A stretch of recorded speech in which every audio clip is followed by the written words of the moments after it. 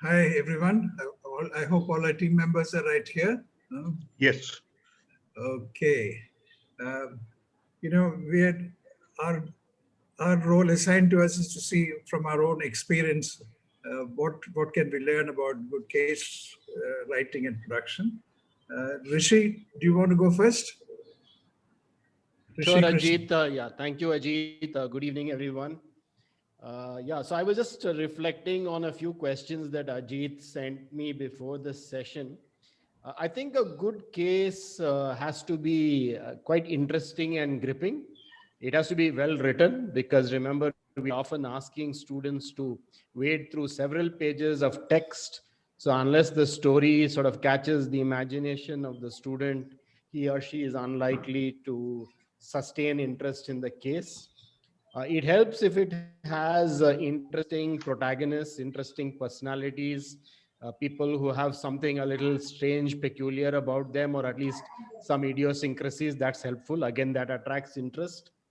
A good case, in my view, at least in the field I teach, that is strategy, has both good quantitative and qualitative information. You need to have a story, you need to have details of what the company is trying to do, and it needs to be backed up by numbers. Could be financial numbers, could be product related numbers as relevant. If the case has some kind of a twist, and there is something which is perhaps between the lines and not only what is in the lines, that also helps. I'll give you an example in a minute. Typically a good case doesn't have a single so-called solution. If it has a single solution, then it's probably just a problem for a problem set. It's not really a case. There should be sufficiently diverse dimensions that permit a good discussion in the classroom. Typically, it could be a decision problem. I mean, that's what most classic cases have. But sometimes a good, rich description will also help, particularly if you're looking at process or implementation issues. And of course, as some of the speakers in the previous session mentioned, it helps if it links well with some conceptual perspectives or frameworks so that you can kind of bring those out in a better way during the case discussion. Let me just very quickly talk about a few of my favorite cases and then I'll hand you back to Ajit. Not very surprisingly, some of my favorite cases are those I have written. So I'll talk a little bit about them. One of the cases I've used the maximum number of times in the classroom is a case on the Indian airline industry that we wrote more than 10 years ago. This is a wonderful case because it brings out a very simple idea. It brings out the idea that just because an industry has lots of demand, it doesn't necessarily mean the industry is going to be profitable or attractive.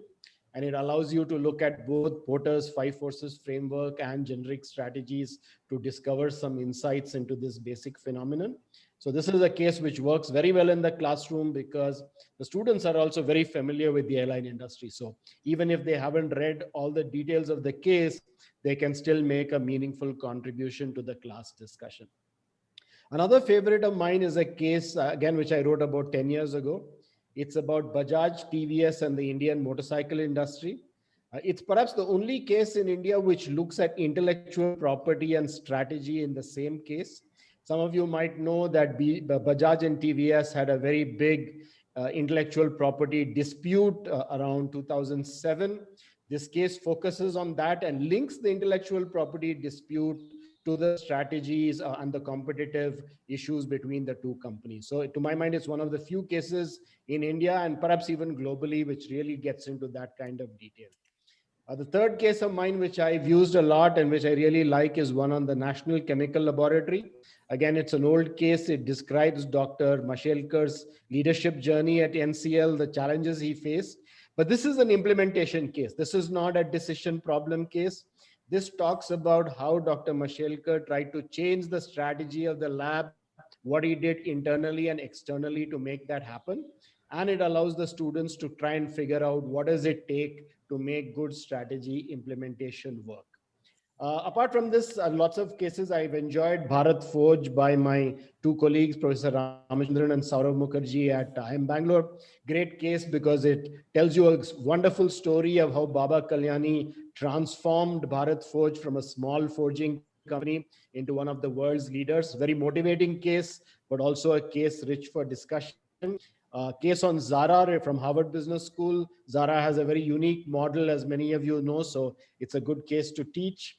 One of my old favorites was Nucor at a Crossroads by Pankaj Ghemawat, because it talks a lot about this commitment issue. I mean, how when you commit to certain investments, there are both risks involved, but significant benefits. And the last case I'll mention is a case we wrote more recently, which is on a product development in emerging markets. It's on the ASR 901 cell site router developed by Cisco's Engineering Center in India. This case is also in a very popular international textbook called Transnational Management, and it's used across the globe to look at how multinationals manage innovation in their subsidiaries. So this is just to give you some flavor of the cases that I've really enjoyed teaching and writing. Thank you, Ajit. Thank you. Geeta Bajaj, you're next. So Geeta ma'am has rejoined. I think we can take the second panelist. Okay, Dr. Sengupta, I guess, right? Yeah. Next, if Geeta has not shown up yet. Is it what you said? No, she's there, but she was not having the mic right, so she's rejoining from another device. Okay, should we wait for her or? We can move on to the next panelist. By that time, she'll join. Dr. Sengupta, can you go ahead? Yeah. Thank you very much, sir. And thank you, the co-panel. Am I audible, sir? Absolutely. Thank you very much, the co-panelists, and thank you very much, sir, for giving the permission to be here. And thanks a lot to the AIMA and Dr. Raj Agarwal for inviting me for this particular session. Now, I am possibly one of those very old timers, very old timers. I started teaching case probably, let's say, more than 25 years ago. So let me try to give some of my experiences which I had during this particular journey of first 5 or 6 years of my life, where I actually learned using the cases, and that might be useful for the people who are using the case study. I landed down in India in 1997, and I joined SPJ Institute of Management Research, where essentially the case study used to be the backbone of the teaching. Backbone of the teaching as taken from the IIM Ahmedabad, as from the Harvard University, and therefore I got my entire training in teaching and training through the case study methodology. Now let me try to recap some of the lessons which I had when I had my training at the Harvard Business School, when I learned on-the-job training at the SPJ Institute in terms of the teaching. What are some of the experiences? The first experience is essentially that the training of the teachers, teaching is extremely important actually, because we see that there is a lot of inputs which goes into in making an experienced teacher who can facilitate a particular case study. And in unfortunate India, we see that many of there are good cases are being developed actually, but we see that many of the teachers, particularly the second generation, the third generation institute, they are not professional trainers in terms of teaching cases, and therefore there is a lot of problem.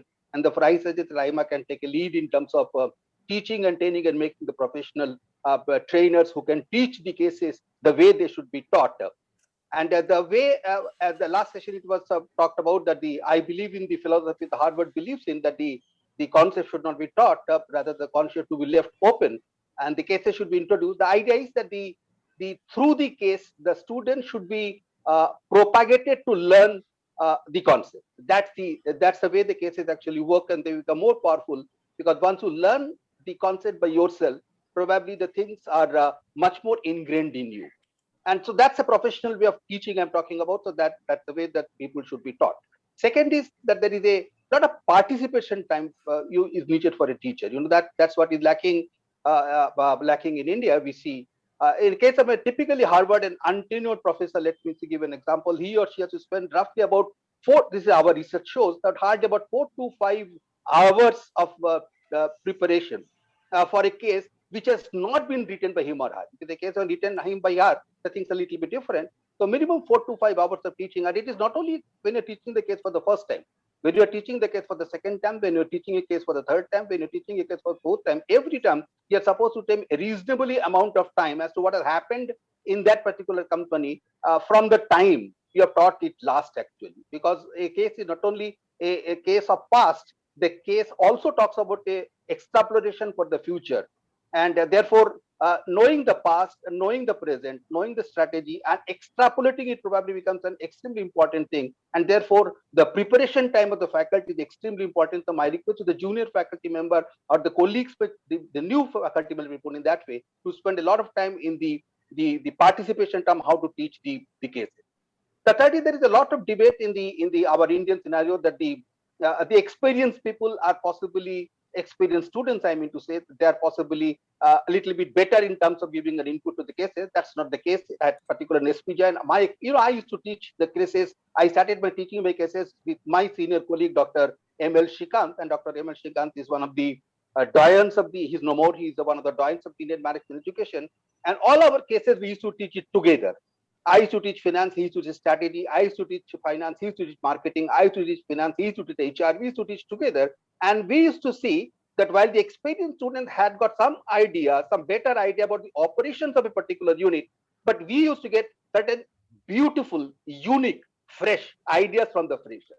That's very, very important. And therefore, it is not right to say that the freshers, the students, they cannot give an idea. It is how do you give them the time and how to train the student in terms of the teaching. And therefore, we always say that as the teachers should have a 3 to 4 hours time for preparation for the cases, students must have at least 6 to 7 hours of time, even more than that, 6 to 7 hours of time in individual learning, and about 3 to 4 hours time in a group learning, because the students are supposed to be working in a group, actually group learning, so that they're totally putting about 10 to 12 hours in a particular case. But that might happen in a case of India too much. But I'm talking about that's what the roughly theoretical model we talk about, that a student should take at least 10 to 11 hours before one comes to the classroom situation. And therefore, the uniqueness of a fresher sometimes can bring a unique idea, though he's not a fresher, he's not a experienced, and he or she may not have an idea about the operations of a particular unit. There is always a viewpoint that it is easy to teach a functional case than a strategy case. It's not the case. When you are teaching a functional case, you are teaching only the functional aspect of it. When you're teaching a strategy case, you are actually teaching the strategic aspect, the general aspect of it. But our experience has been at SPJ, and I'm talking about our experience has been that whenever we were teaching the strategy cases, we used to have a multiple teachers together. We used to have a person who is an expert in HR, who is an expert in marketing, who is expert in finance, who is expert in general strategy. So idea is that everybody used to contribute, everybody used to contribute, and that the cumulative sigma effort of the cumulative effect of the teacher used to bring in a much more better result to the students in terms of the teaching actually. The one problem which we had in India, and we still have in India, that we don't have many cases of the small and medium enterprises. We have got a lot of problem because the public list, they are not public listed companies. There's not much of a data which is available in the public domain. It is very difficult to get an interview with the senior people, and so on and so forth. We don't get much of a data from the small and the enterprise. Let me take an example. What we did in SPJ, in order to counter this thing, we started what is called a family managed business program. And the family managed business program of the SPJ Management Institute is one of the best family managed business programs in the country today. It is probably the best family managed business program in the country today. And in that program, we used to get only the family managed businesses. The people have got 10 crore, 20 crore, 30 crore, 100 crore, 200 crore, etc., etc.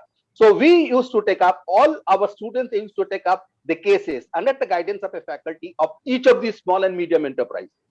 And therefore, over a period of 5 years, we built up about 500 strong small and medium enterprises cases, and we told them X plus. That means if your turnover is 10 crores, how can you reach a turnover of 100 crores? If your turnover is 5 crores, how can you reach a turnover of 50 crores? That used to be the strategic perspective of these cases. And this experiment of starting the family managed business and preparing the Indian cases, they went tremendously. Last small 2 points, that whenever we are talking about the cases, the counter viewpoint is extremely important. We normally in India. Dr. Sangita, forgive me for 1 minute. Yeah, forgive me for interrupting. Okay. I'm just taking 1 minute because this was an important point, I thought. The counter viewpoint is extremely important, and India, we are very afraid to take the counter viewpoint. What I mean by counter viewpoint, supposing I'm talking about a beautiful, writing a case, a beautiful school managed by the Delhi government. There is a counter viewpoint by the BJP which says that the schools are not well managed. So that's a counter viewpoint. So the cases when they're written and the cases when we're discussing the classes, it is extremely good to bring the counter viewpoint so that all the viewpoints can come together. So these are some of my initial thoughts, and we'll be ready to answer any question that comes. Thank you very much for giving this up. Thank you, Dr. Sengupta. Geeta, can you start? Geeta Bajaj? Yes, I can start. Thank you so much. And with your permission, if it's okay, I'll share a presentation, a short presentation that I made. Sure, sure. Go ahead. Just give me 1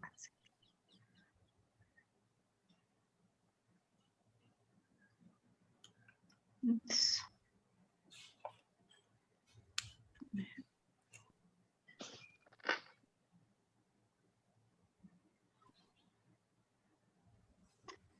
I know we have little time at our disposal. Let me just, yeah.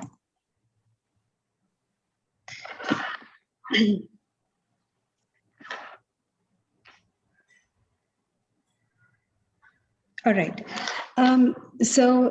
I thank everybody over here for a great session that I've been attending ever since the day started. I compliment IMA ICRC for the kind of work they're doing. All the case writers who are there in the audience today, besides, of course, my co-panelists and the case teachers who are also there in the audience.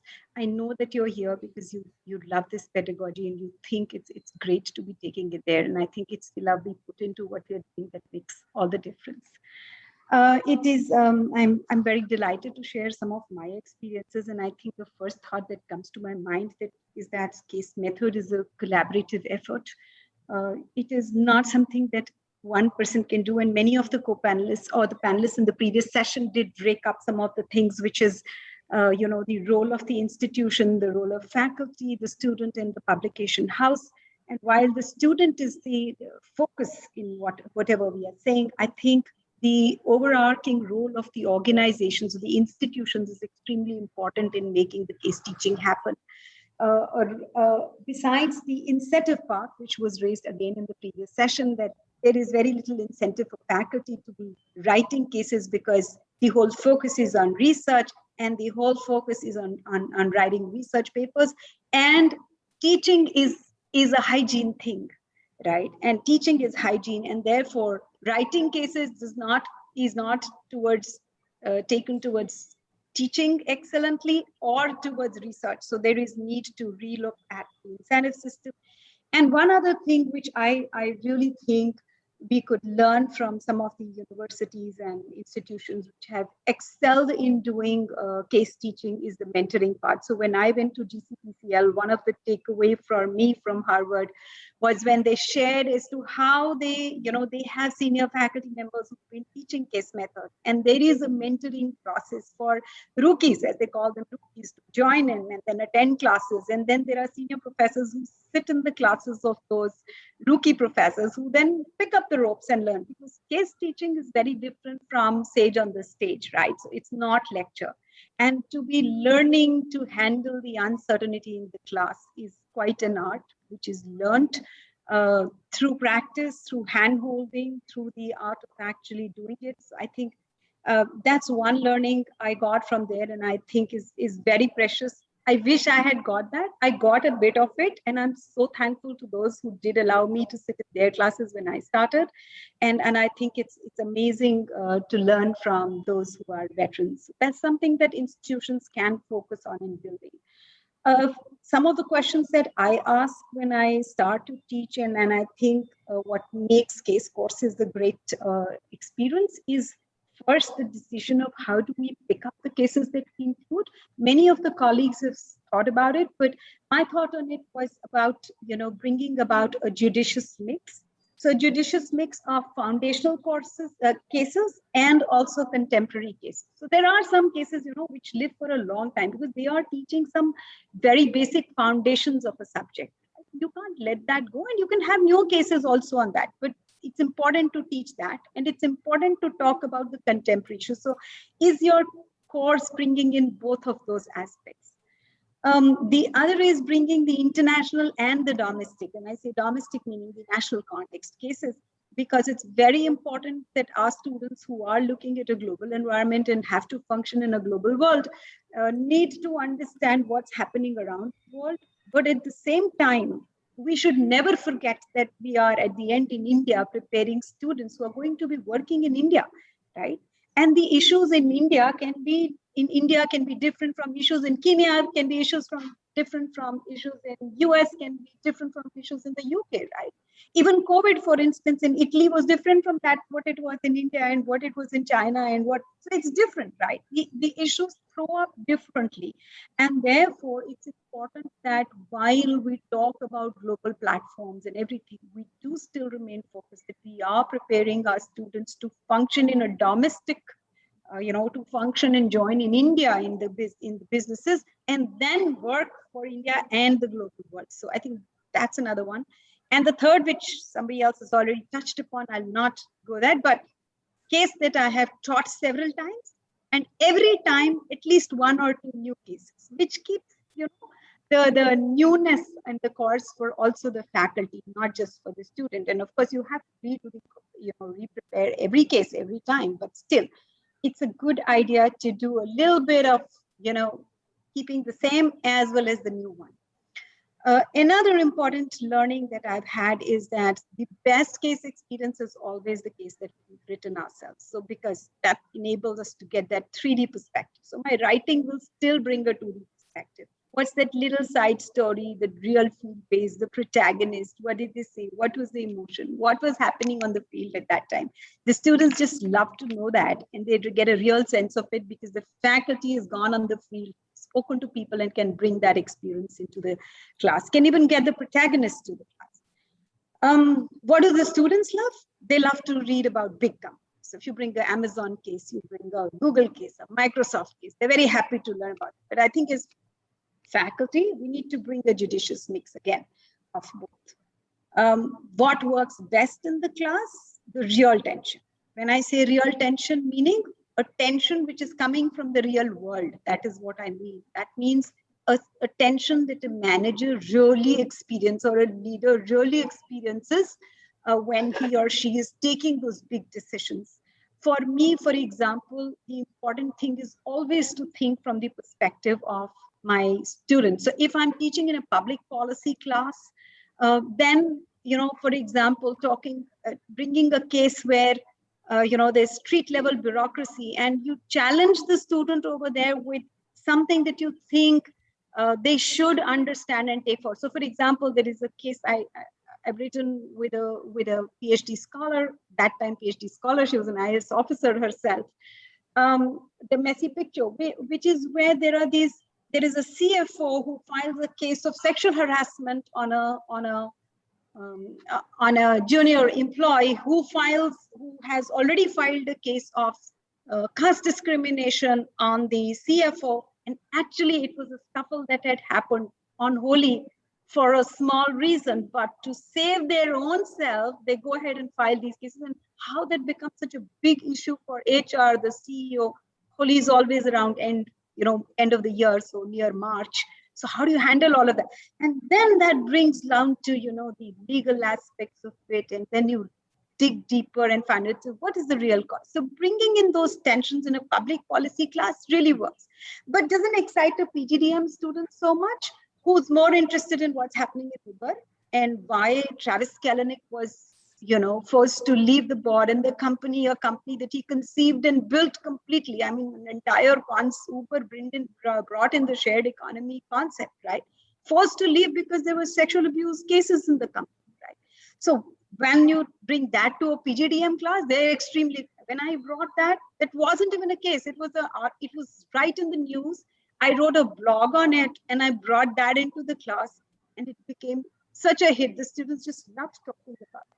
So understanding what is my student profile, what is it that they're going to deal with when they go out. So the public policy person is going to deal with street level bureaucracies and policy.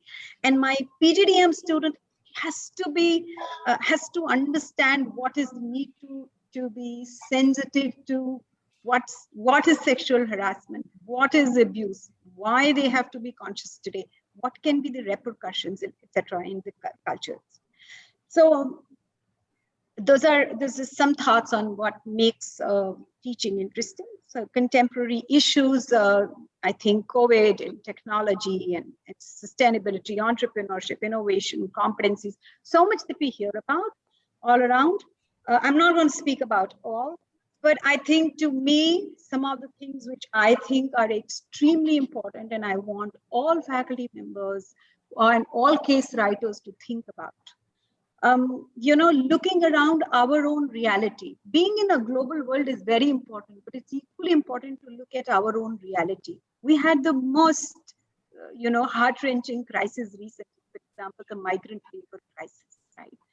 It brought to our notice that there are 400 million people in the informal sector, and that's more than the total population of US, right? And that brought forward issues of minimum wages, social security, health insurance, like so many problems we have.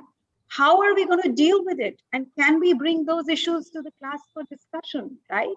The realities of working from home for a woman in India in a small city can be very different for a woman who is from an economically well-off, background and is working. Can we bring those issues and sensitize our managers on how they should deal with these real issues when they join the industry? I bring more a OB perspective. I know that the functional areas would bring in more of the other kind, but I think it's important for us to look at that.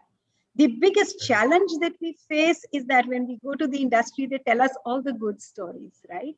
They tell us we've done this big thing, this big thing, this big thing, and we are talking about problems.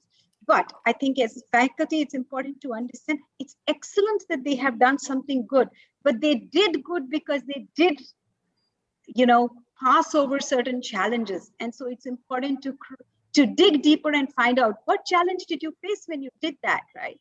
Asking Dr. Balakrishnan, when you set up the Rediffusion, what was the challenge that you faced? When you set up rediff.com and nobody was doing it, what challenge did you face? And then talking about that, right? We're writing a case on Bangalore International Airport right now in terms of how they handled the crisis, right? They've done it beautifully, but asking them what was difficult in handling it and then bringing up those cases, I think, some things that we should focus on. Of course, the elephant in the room that nobody misses, technology, which has affected everybody and every field and every space. A lot of my co-panelists have spoken, so I'm skipping that. Some things that I think are extremely important: building some of the new age competencies, building entrepreneurship and an innovative mindset. I think some of our earlier panelists have shared how they're doing very good work in that space. Sustainability is very important. And that again comes in every space, right? So whether it is HR or whether it is finance, whether it is, everybody has to be educated about it and how our world is affected. And then of course, the new entrant into the M&A domain, which is crisis leadership, crisis management, transboundary leadership. Today we live in a very connected world. What happens in China or Italy affects India, right? And are we having an ear to that? How is that affecting us? And I think those are some of the issues that we could be thinking of as case writers and case teachers. I thought I'll just share some of these and stop at that and then maybe take some questions later. Thank you. Thank you, Geeta. Very insightful. Raj Agarwal, would you like to comment? Yes, sir. Thank you, sir, for giving me this opportunity. So this my journey from this case teaching and case learning, basically this has started from a classroom. So this first I noticed and I find that when this WTO agreement was signed and when I was taking in a class, so most of the students, that was the PGDM class, they were not aware and they were not interested in understanding that what are these agreements, how these are going to be implemented, what are the problems and what are the disputes which are happening. So I started by taking the cases first on this dispute settlement mechanism. And I find that all of a sudden students, they have started getting lot of interest, and I too started getting lot of response. So then I realized that there are so many concepts which are so theoretical. But when you are taking up the live cases, and somehow this WTO site has provided a lot of cases, actual disputes. And one of the cases, this shrimp industry case of India, that has become very, very popular. very popular, because what was there that these students, they were not only interested that what was the result, but even this is continuing. So this, how this US is imposing anti-dumping duty, and how US is violating the agreement with India. So I noticed and I find, likewise here I again noticed that the concept, so many times there is a discussion, there is a talk, and there is a lot of this descriptions in textbook also, but for students to understand is very difficult. This was the issue of inverted duties. So then again, this is what that I use this case method. So this case method, that was very much helpful, not only in explaining the concept through case, but that was also important, that how they were able to relate it to the context, and then how they were able to relate that how this inverted duty, this is going to be harmful to certain industries, and what are the steps these industries may take. So these are the some examples by which I have developed this interest in this case writing, case teaching. Another very good thing Geeta has pointed out, that this profiling of this participants and profiling of this is what that this participants, whether they are this MBA class or whether this is a PhD class. So likewise, this is going to be entirely different. And when this PhD class, this consists of this senior people, and when this consists of experienced people, then this is going to be very challenging. I noticed and I find that when you are talking, and specifically in a class of economics, about this fiscal deficit, that this much fiscal deficit has gone up, and this fiscal deficit, this government is going to control fiscal deficit is like this. So most of them, they are neither aware about the concept, nor they are aware about the application, nor they can also draw out any kind of this conclusion that what are going to be the policy implication. So means that again here, this is what that taking this case method, this is going to be very interesting, not only for them, but they can very well understand the concept of this fiscal deficit. They can also apply and they can relate. Likewise, in issues like this current account deficit, this balance of payment imbalances, this is what that increase reserves or decline in reserves, this movement in the value of rupee, etc. So in these areas, I find and I notice that this teaching by these cases, definitely this is a very adventurous as well as very learning experience, both for the participants as well as for the teacher also. This one of very senior professor, late Professor K.K. Anand, he gave a idea long time back that, and then I wrote my first case. This is on Vaishno Devi Shrine. So he gave the idea that in India there are institutes which are surviving for a very long period. And he suggested that this Sringeri Sharda Peeth is surviving more than 1,000 years. Likewise, there are the organizations like Vaishno Devi, there are the organizations like Ramkishan Mission. Mostly he said that there are Jama Masjid also. They have this organizational structure and they are surviving from long time back. So why not write cases in this particular area? So then I wrote a case on Vaishno Devi Shrine. And I find that this the religion is one thing, devotion is another thing. But what is most important part, that how this organization is going to change with the changing time, and what was the earlier organization, and how this structure of this organization, Vaishno Devi Shrine, this has changed over the period of time. Likewise, he too wrote a case on this Sringeri Sharda Mutt. And then this is what that a very good insight, that the kind of this succession plan which this shrine is having. So these are the something I think that by doing this case writing, one can draw. Another thing which I noticed, that in India currently a lot of changes which are taking place, but research-based cases are not substantial enough. there is a need that how we can do this research-based case writing, because research-based case writing definitely will provide an insight to policy makers so many times, because we can see this lot of discussions like there was a complete trade of whether we have to go for a higher level of this fiscal deficit, or we have to maintain this fiscal deficit. But number of cases in that particular area, these were very less. So there is a need that this is what that we should also focus on, this research-based case writing. By this research-based case writing, definitely government policy makers, they too will get an insight. So these are my experiences in case writing, case teaching, and I think that definitely this is one of very effective method by which students as well as this policy makers, they are also going to be benefited. Thank you very much. Thank you, Dr. Agarwal. Thank you very much. You know, I will just take 1 minute to summarize. Let's see whether we can do any questions. I think Rishi has correctly pointed out that strive hard to put an interesting and gripping case with a twist so that, people get engaged.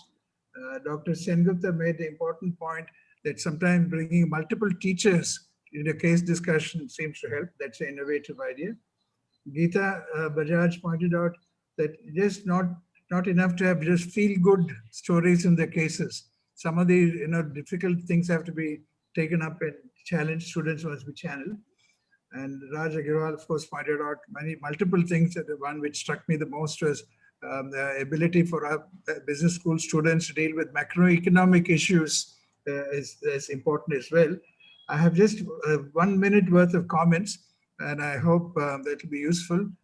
From my perspective, sitting within the internet industry, I can see that a revolution is happening in the middle management, not just in India, throughout the world, because of work from home situation.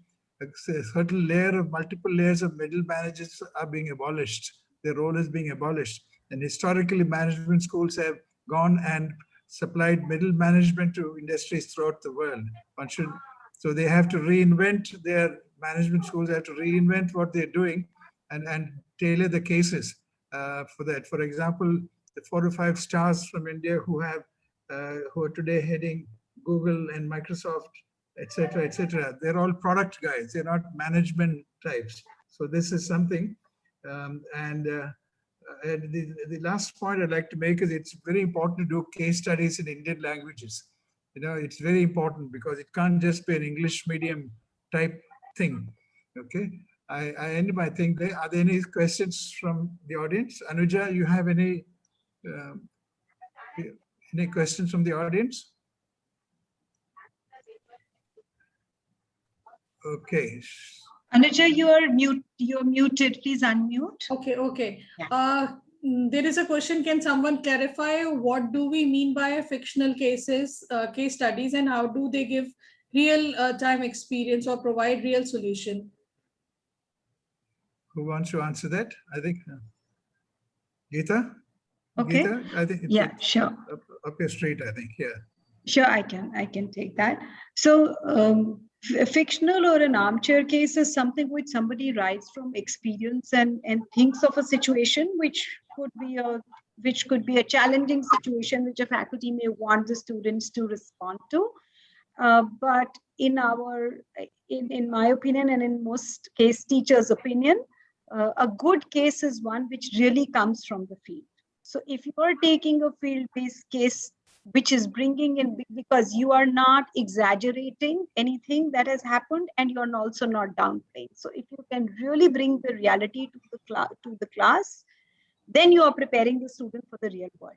So yes, there are people who like to write some armchair cases. This is their experience, but I would think that's a poor cousin to a field-based case. Okay. If that's you answered it right. Yeah. Any other questions, Geeta? Not Anuja? So can you please elaborate on preparation time for a faculty point of view? According to you, how is a faculty member expected to conduct and explain the case in a class? Can somebody elaborate on this?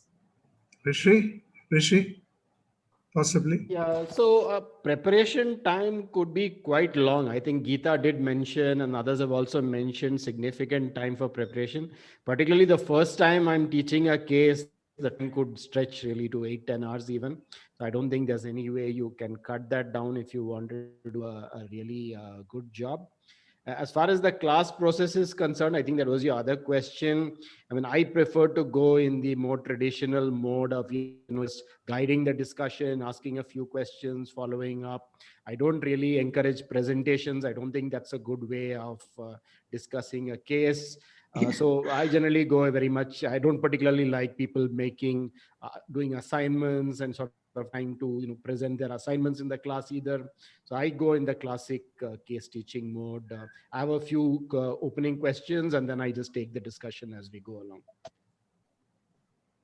Okay. Anything more? If I may add to what Dr. Rishikesh said, I think that's the way to do a case. Like, the students are expected to read and come to the class and know their basics and know their things and have their stuff in to have read and formed their opinion before they start.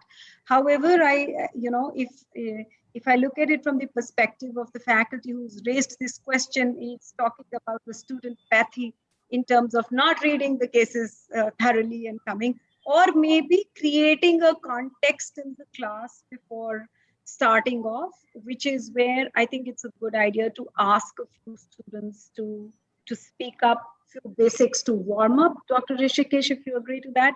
And some of the students who've read up may kind of, warm up the whole thing, and then you kickstart the discussion. Yeah, so one way to make that happen, of course, Geeta, is to get a few of them to submit an assignment. Then at least a few of them would have read it for sure, and they're likely to be more enthusiastic participants in the class. Absolutely. And in any case, have a complete ban on PowerPoint presentations, right? Absolutely. Okay, maybe we can take one last question. There's any other? Anuja, one last question before we wind up? Our time is up. Last question is from Shikha Agarwal. Can you talk about case studies based on big companies versus small companies? Are they, who would like to take that? Raj or Dr. Sengupta, either of you, whoever is ready. Cases of big companies.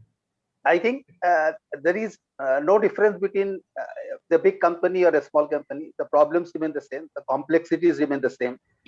The only point is the challenges of getting data probably becomes more complex. If you are talking about the larger companies, there are a lot of branches, there are a lot of centers, there are overseas places. At the same time, the smaller companies, the problem could be data collection in terms of many of the things are not in the public domain. Maybe you will not be able to meet the managing director. You might have run into a problem in collecting a data. So I think the best way to go for a case is that where you can get easily the data. Unless and until you are located in Indian Institute of Management, Ahmedabad or Bangalore, possibly where you can easily make the inroad. For the other institutions, particularly in the private sector, our problem has been that it's very, very, very difficult getting data. And without data, you can't write a case. And therefore, you choose a company. My suggestion is you choose a company where you can get a data. And equally, sir, what is important that instead of classifying this large or small companies, here issues, what are the issues? These are very, very important. That what are the issues which are going to be identified? And based on that, this case is going to be developed. Unless until we are not very clear about the issues, then there is going to be a confusion of this large and small. Sometimes these issues in large as well as in smalls are going to be different. Okay, Anuja, our time is up, I think. Shall we just thank everyone?